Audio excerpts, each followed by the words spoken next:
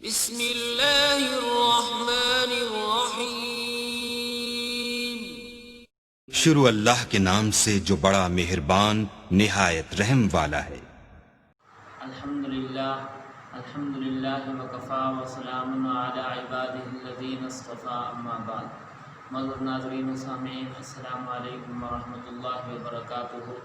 آج کی اس مجلس میں حقوق العباد کی اہمیت اس عنوان کے تحت آپ کے سامنے چند ایک گزارشات پیش کی جائیں گی۔ معزز ناظرین، اللہ رب العزت نے قرآن مجید کے اندر جا بجا اس چیز کی طرف اشارہ فرمایا ہے۔ کائنات کا سب سے محبوب دین وہ دین اسلام ہے، اور اسلام کے اندر حقوق العباد کی بڑی اہمیت ہے۔ اللہ رب العزت نے قرآن مجید کے اندر اس چیز کی طرف اشارہ فرمایا ہے۔ ایک مقام پہ اللہ رب العزت نے ارشاد فرمایا، فاعبدوا اللہ ولا تشرکوا بہ شیئا۔ حقوق اللہ کو اس انداز کے ساتھ بیان فرمایا کہ اللہ رب العزت کی عبادت کرو اور اس کی عبادت کے اندر کسی کو شریک نہ ٹھہراؤ، بس یہ حقوق اللہ ہے۔ اور عبادت مثلا نماز، روزہ، اس کے علاوہ جو حقوق اللہ ہے ان تمام کو اس کے اندر بیان فرمایا، لیکن حقوق العباد کو بڑی تفصیل کے ساتھ بیان فرمایا۔ اب حقوق العباد کے اندر سب سے پہلے جس ذات کے حقوق ہیں وہ آقا علیہ السلام امام الانبیاء صلی اللہ علیہ وسلم ہیں۔ علماء کرام فرماتے ہیں کہ سب سے پہلے مسلمان ہونے کی وجہ سے ہمارے اوپر آقا علیہ السلام امام الانبیاء صلی اللہ علیہ وسلم کے حقوق ہیں، کیونکہ آقا علیہ السلام امام الانبیاء صلی اللہ علیہ وسلم وجہ تخلیق کائنات ہیں، اور اس کے ساتھ ساتھ امام الانبیاء ہیں، ہمارے نبی ہیں، تو نبی ہونے کی وجہ سے شفیع المذنبین ہے، اور اس کے علاوہ بھی بہت ساری آپ صلی اللہ علیہ وسلم کی صفات ہیں۔ تو ان تمام کی وجہ سے آقا علیہ السلام امام الانبیاء صلی اللہ علیہ وسلم کے ہمارے اوپر حقوق ہیں۔ ان حقوق کا تقاضا یہ ہے کہ ہمیں جو ہے آقا علیہ السلام امام الانبیاء صلی اللہ علیہ وسلم کی سچی تابعداری کرنی چاہیے، آپ صلی اللہ علیہ وسلم کی اتباع کرنی چاہیے، جس طرح قرآن مجید کے اندر اللہ رب العزت نے جا بجا اس چیز کی طرف اشارہ فرمایا ہے کہ میرے محبوب صلی اللہ علیہ وسلم کی اطاعت کرو، میرے محبوب کی اطاعت ہی اللہ رب العزت کی عطا ہے۔ جا بجا اللہ رب العزت نے اس چیز کے اندر اس چیز کی طرف اشارہ فرمایا۔ تو آپ صلی اللہ علیہ وسلم کے سب سے پہلے ہمارے اوپر حقوق ہیں، پھر اس کے بعد والدین کے حقوق ہیں، اور والدین کے ساتھ ساتھ رشتہ داروں کے حقوق ہیں، بڑے بھائی کے حقوق ہیں، پڑوسیوں کے حقوق ہیں، اور اس کے ساتھ ساتھ مسلمان ہونے کی وجہ سے کہ صرف مسلمان ہونے کی وجہ سے بھی بہت سارے حقوق ہیں کہ فلاں آدمی میرا مسلمان بھائی ہے، لہذا مسلمان ہونے کی وجہ سے، صرف مسلمان ہونے کی وجہ سے بہت سارے حقوق جو ہے آپ صلی اللہ علیہ وسلم نے بیان فرمائے ہیں۔ مثلا ایک حدیث کے اندر آپ صلی اللہ علیہ وسلم نے ارشاد فرمایا، حق المسلم علی المسلم خمس، کہ ایک مسلمان کے دوسرے مسلمان پر 5 حق ہیں۔ رد السلام، سلام کا جواب دینا، وعیادۃ المریض، جب وہ بیمار ہو جائے، کوئی مسلمان بھائی بیمار ہو جائے تو اس کو پوچھنے کے لیے جانا، واتباع الجنائز، جنازے کے اندر شریک ہونا، واجابۃ الدعوہ، مسلمان کی دعوت کو قبول کرنا، وتشمیت العاطس، اگر وہ پریشان ہے، خصوصاً جب وہ پیاسا ہے تو اس کی پیاس کو دور کرنا، اور اس کے ساتھ ساتھ بہت سارے حقوق جو ہے آپ صلی اللہ علیہ وسلم نے بیان فرمائے ہیں۔ تو یہ چند حقوق مسلمان ہونے کی وجہ سے ہیں۔ پھر مسلمان ہونے کے بعد آج کی اس مجلس میں صرف سرسری طور پر، اجمالی طور پر بیان کیے جائیں گے۔ ان تمام کا مقصد یہ ہوگا کہ ہمارے دلوں کے اندر اتنا کچھ آ جائے کہ اسلام کے اندر حقوق العباد کی کتنی اہمیت ہے، پھر ہر ایک کے حقوق ہیں۔ اگر مثال کے طور پر والدین کے حقوق کو بیان کیا جائے تو بڑی تفصیل درکار ہے، پھر اولاد کے حقوق کو بیان کیا جائے تو بڑی تفصیل درکار ہے، بڑے بھائی کے حقوق کو بیان کیا جائے تو بڑی تفصیل درکار ہے، میاں بیوی کے حقوق کو بیان کیا جائے تو بڑی تفصیل درکار ہے۔ ہر ایک کے حقوق ہمارے اسلام کے اندر، اور ہمارے اسلام کے اندر صرف بندوں کے نہیں، صرف انسانوں کے نہیں، بلکہ جانوروں تک کے حقوق ہیں۔ اور آپ صلی اللہ علیہ وسلم نے قولاً اس چیز کی طرف اشارہ فرمایا، اور عملاً بھی آپ صلی اللہ علیہ وسلم نے اس پہ عمل کر کے ہمیں سبق دیا کہ اے مسلمانوں، ہماری شریعت کے اندر انسانوں کے بھی حقوق ہیں، اور انسانوں کے ساتھ ساتھ جو ہے وہ جانوروں کے بھی حقوق ہیں۔ ہماری شریعت اس چیز کا بھی حکم فرمایا، تو اس لیے آپ صلی اللہ علیہ وسلم نے اس چیز کی طرف بہت زیادہ زور دیا ہے۔ اور علماء اکرام فرماتے ہیں کہ اسلام کے اندر اگر پورے اسلام کو بیان کیا جائے تو 4 حصے بنتے ہیں۔ اسلام کے اندر 4 حصوں میں سے 3 حصے جو ہیں وہ حقوق العباد کے اندر ہیں، یعنی آپ صلی اللہ علیہ وسلم نے حقوق العباد کی طرف بہت زیادہ زور دیا ہے، اور عملاً اس چیز کی طرف آپ صلی اللہ علیہ وسلم نے اشارہ فرمایا ہے، جس طرح حجۃ الوداع کے موقع پہ آپ صلی اللہ علیہ وسلم نے ارشاد فرمایا، اے صحابہ اگر کسی نے مجھ سے بدلہ لینا ہو تو آ کے لے۔ حالانکہ ہمارے تمام مسلمانوں کا عقیدہ ہے، ایمان ہے، یقین ہے کہ آقا علیہ السلام امام الانبیاء صلی اللہ علیہ وسلم نے نہ حقوق اللہ کے اندر کسی قسم کی کوئی کمی کوتاہی رہی ہے، نہ ہی آپ صلی اللہ علیہ وسلم کے اندر حقوق العباد کے اندر کوئی کمی کوتاہی رہی ہے، لیکن آپ صلی اللہ علیہ وسلم کا اس چیز کی طرف مقصد، اس چیز کی طرف اشارہ کرنے سے مقصد یہ تھا تاکہ عام مسلمان جو ہے اپنے آپ کو بڑا نہ سمجھے، بلکہ اپنے آپ کو مٹا کے بندوں کو حقوق کا خیال کرے، اور جب اگر کسی انسان کو حقوق کو دبا لیا ہو تو ان کو حقوق واپس کر دے، ورنہ کل قیامت والے دن اس کے متعلق آپ صلی اللہ علیہ وسلم نے جس طرح مختلف احادیث کے اندر ارشاد فرمایا کہ قیامت والے دن اللہ رب العزت نیکیاں لے کر جو ہے وہ دوسرے انسانوں کو دے دے۔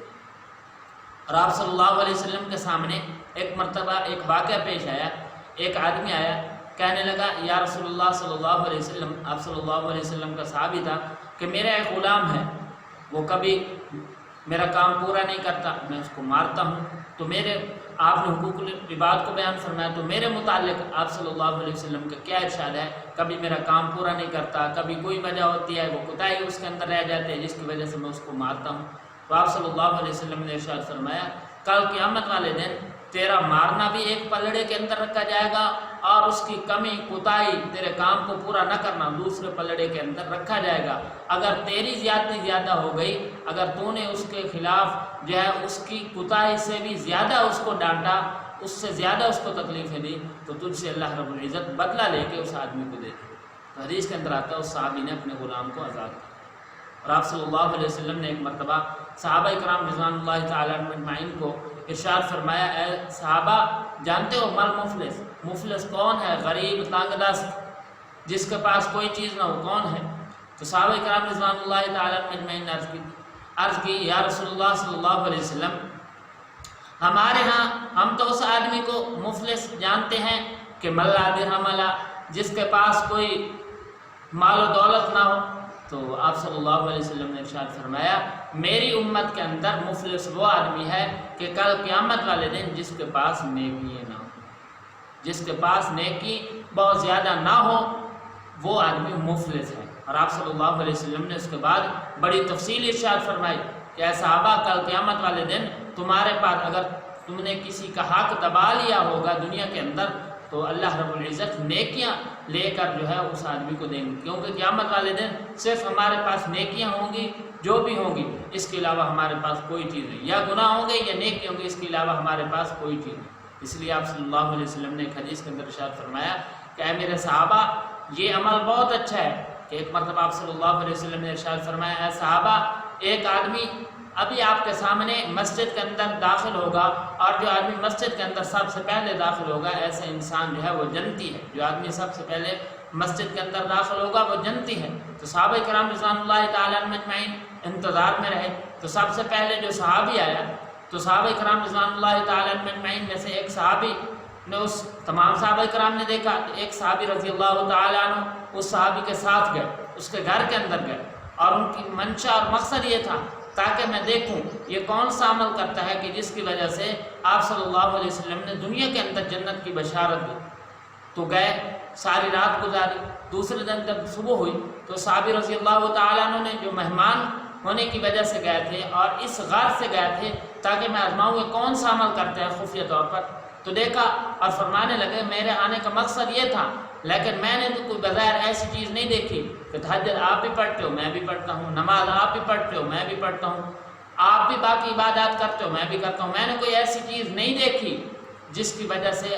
آپ کو دنیا کے اندر جنت کی بشارت دے دی گئی ہو۔ تو صحابی رضی اللہ تعالیٰ عنہ نے فرمایا میرا ایک ایسا عمل ہے کہ جب میں سوتا ہوں تو سونے سے پہلے میں جو ہے سب سے پہلے سونے سے پہلے میں دیکھتا ہوں کہ جن آدمیوں نے مجھے جو ہے تکلیف پہنچائی ہے اور جن آدمیوں کے اوپر میرے حقوق ہیں میں ان کو اللہ رب العزت کی رضا کی خاطر معاف کر دوں۔ تو یہ میرا عمل ہے جو اللہ رب العزت کو بہت پسند ہے،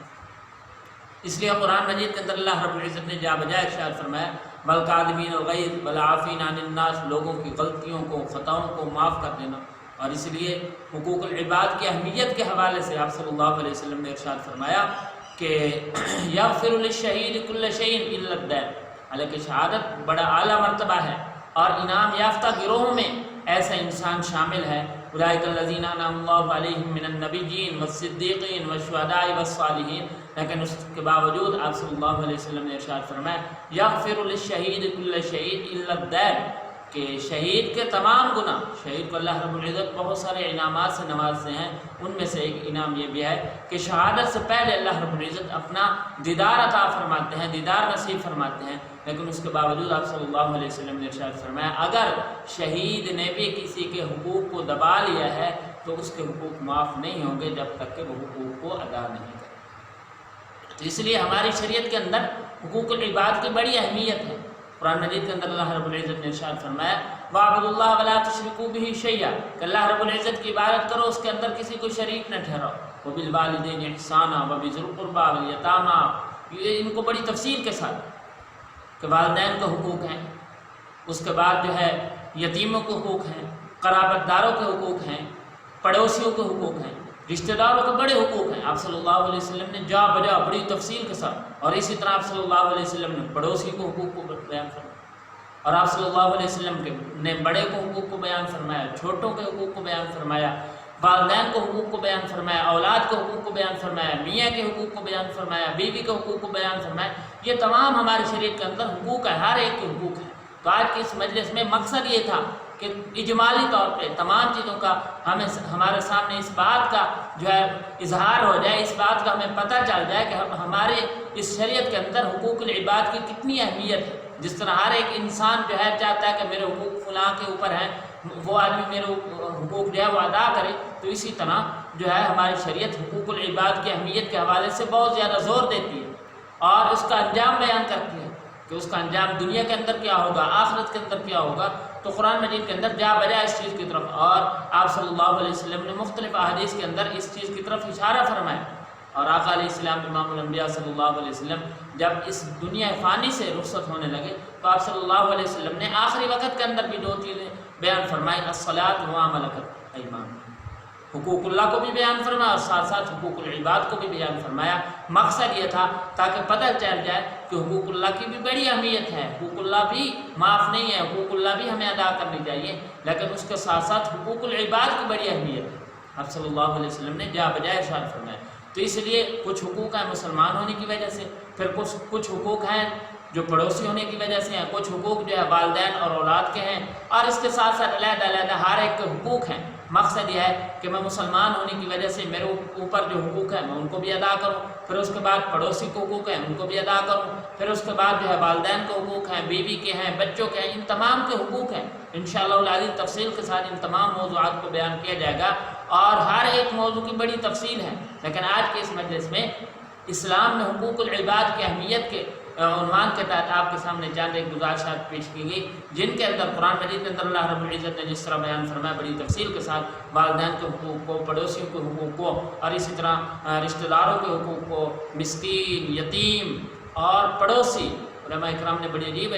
جہاں جس طرح اللہ رب العزت نے قرآن مجید کے اندر والجار ذی القربیٰ والجار الجنب والصاحب بالجنب، یہ تین قسم کے پڑوسی بیان فرمائے ہیں۔ تو بڑی تفصیل ہے اس کے اندر کہ پڑوسی کے اندر، اور اتنا تک علماء اکرام نے لکھا ہے کہ ایک آدمی جو دو آدمی جب کسی جگہ مثلا کسی سواری کے اندر سفر کرتے ہیں تو دوران سفر یہ بھی ان کے جو ہے وہ حقوق ہیں، 1 گھنٹہ کی جو ہے وہ ملاقات ہے، 10 گھنٹے کی ہے، 2 گھنٹے کی، جتنا وقت ہے اس کے اندر بھی، یعنی تھوڑی سی ملاقات ہو رہی ہے، اس کے اندر بھی حقوق العباد ہے، اس کے اندر بھی حقوق العباد کو جو ہے ان دونوں میں پہچاننا ہے اور ان کے اوپر عمل کرنا ہے۔ تو ہماری شریعت اس چیز کی طرف بہت زیادہ زور دیتی ہے، اور آج من حیث المسلمان ہمارے اندر اس کے اندر بہت ساری عملی طور پر کوتاہی ہے۔ اس لیے حدیث کے اندر آپ صلی اللہ علیہ وسلم نے ارشاد فرمایا کل قیامت والے دن ایسے آدمی آئیں گے کہ جب بظاہر آئیں گے پہلے تو لوگ دیکھیں گے کہ ان کی جو نیکی ہیں وہ پہاڑ، احد پہاڑ کے برابر ہیں، لیکن جب ان کا فیصلہ ہوگا تو جہنم کا۔ ان کا مقصد کیا ہے کہ انہوں نے حقوق العباد کے اندر اتنی ان کے اندر کوتاہی ہوگی کہ لوگوں کے حقوق کو اتنا دبایا ہو۔ اس لیے آپ صلی اللہ علیہ وسلم نے ایک حدیث کے اندر ارشاد فرمایا من اخذ من الارض شیئا بغیر حقہ خسف به یوم القیامت الی سبع ارضین، جس آدمی نے زمین کا ایک ٹکڑا کسی انسان کا، کسی مسلمان بھائی کا دبا لیا، کل قیامت والے دن 7 زمین نیچے اس کو درسایا جائے گا۔ اور ایک حدیث کے اندر آپ صلی اللہ علیہ وسلم نے ارشاد فرمایا اس ٹکڑے کو اللہ رب العزت فرمائیں گے کہ توق بنا کے اس کے گلے کے اندر ڈال دو، اس کو اٹھائے۔ تو کتنی آپ صلی اللہ علیہ وسلم نے شدید مذمت بیان فرمائی ایسے انسانوں کی جن انسانوں نے حقوق العباد کو دبایا ہے۔ وہ حقوق العباد کسی بھی صورت میں، یتیموں کے حقوق ہیں، مسکینوں کے ہیں، من حیث المسلمان انسانوں کے جتنے بھی حقوق ہیں، ان تمام کو جن لوگوں نے دبایا ہے ان کو چاہیے کہ دنیا کے اندر یعنی مرنے سے پہلے جو ہے ان کو حقوق واپسی کر دیں، ورنہ کل قیامت والے دن صرف نیکیاں ہوں گی اور اللہ رب العزت جو ہے ان انسانوں سے نیکیاں لے کر دوسرے مسلمان بھائیوں کو دے دیں گے اور ان کے جو ہے وہ گناہ اس آدمی کے بدلے میں ڈال دیں گے۔ اس لیے دعا ہے کہ اللہ رب العزت ہم سب کو حقوق العباد ادا کرنے کی توفیق عطا فرمائے۔ وما علینا الا البلاغ المبین۔